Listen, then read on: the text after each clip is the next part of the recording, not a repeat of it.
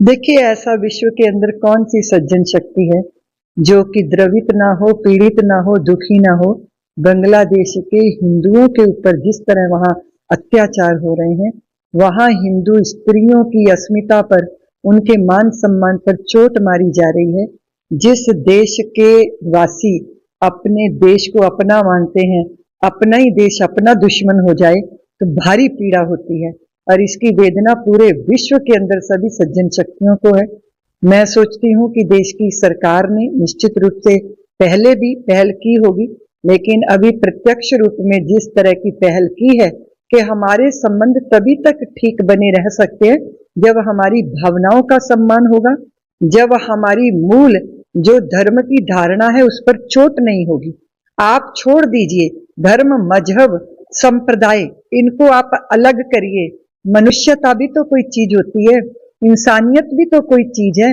अगर हमने मनुष्य को मनुष्य के रूप में ही देखा और मनुष्य होकर उसके साथ व्यवहार किया, तो ये जो हैवानियत है, ये जो शैतानीपना है, ये कभी मनुष्य के हृदय में प्रकट नहीं हो सकता।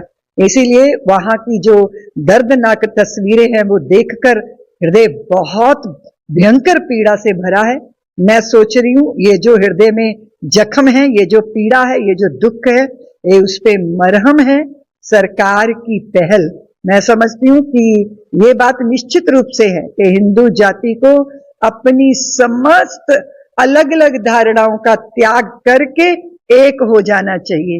ये बात सत्य है, संगठन में शक्ति है, हम सब एक रहे और तभी भविष्य भी सुरक्षित होगा, वर्तमान भी सुरक्षित होगा। और मैं चाहे किसी भी धर्म की सज्जन शक्तियां हैं, उनका आह्वान करती हूँ कि बांग्लादेश के इस हो रहे हिंदू समाज के ऊपर अत्याचारों के विरुद्ध आवाज उठाए। हम मनुष्य के नाते, पूरा विश्व धरती हमारी माँ है और हम इसकी संतानें हैं। इस तरह हम सहोदर हैं, हम भाई हैं।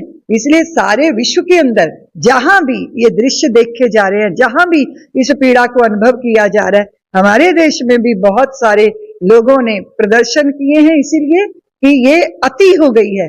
अत्याचारों का ये भयंकर दृश्य है और ये रुकना चाहिए। मैं सरकार को धन्यवाद देती हूँ। निश्चित रूप से बांग्लादेश का अस्तित्व बना, उसके पीछे अगर देखा जाए, उस दृष्टि से देखा जाए, भारत की सौमनस्यता, भारत का भाईचारा, भारत का प्रेम बांग्लादेश पर हमेशा रहा है और मैं आशा करती हूँ वो सदैव बना रहे। ये बात निश्चित है, वो तभी होगा जब वहां के हिंदुओं को, उनके जीवन को, उनकी धारणा को, उनकी संतानों को, उनके युवा और उनकी बच्चों की, उनकी बहनों की इज्जत, मान सम्मान और जीवन, इसकी रक्षा होगी।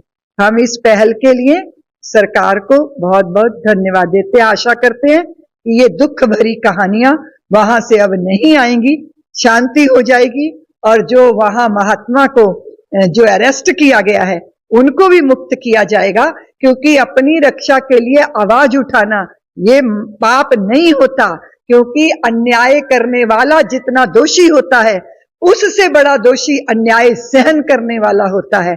आप जानते हैं पंजाब की धरती पे गुरुओं ने कहा था, भय काहू को देत नहीं, नहीं भय मानत आन, कहो नानक सुन रे मना, ज्ञानी ताही बखान। ना तो हम किसी को भयभीत करते हैं, लेकिन ना हमें भयभीत होना चाहिए।